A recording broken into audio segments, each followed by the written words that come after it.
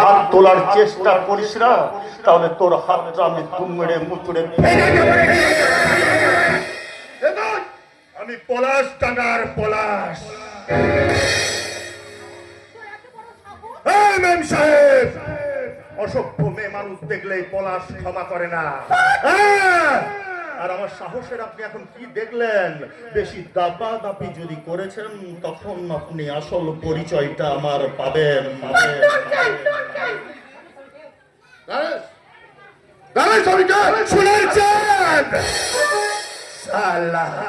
তুমি যে লাচ্ছাবি হও না কেন বন্ধু, একটা গরিব চাষিকে মারার অধিকার তোমাকে কেউ দেয়নি।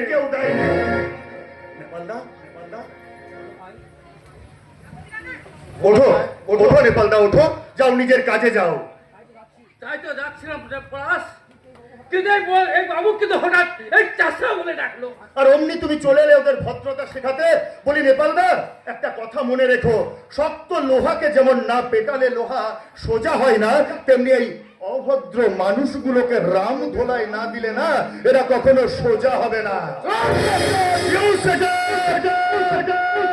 এটা পলাশডাঙ্গা গ্রাম, আর এখানে যদি তুমি তোমার বড় লোকের চাল চেলেছ আর যদি উঁচু গলায় একবার কথা বলার চেষ্টা করেছ, মনে রাখবে এই পলাশের থেকে খারাপ কেউ হবে না।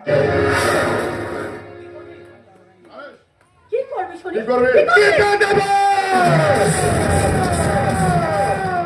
শালা গলাটা তোদের আমি টিপে দেব, আর লাঠির ঘায়ে ভেঙে দেবো তোদের ওই শয়তানি ভরা মাথাগুলো।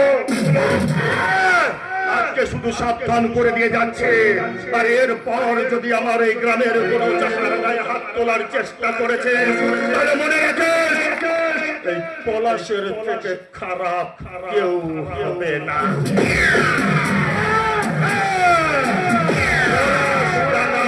পলাশ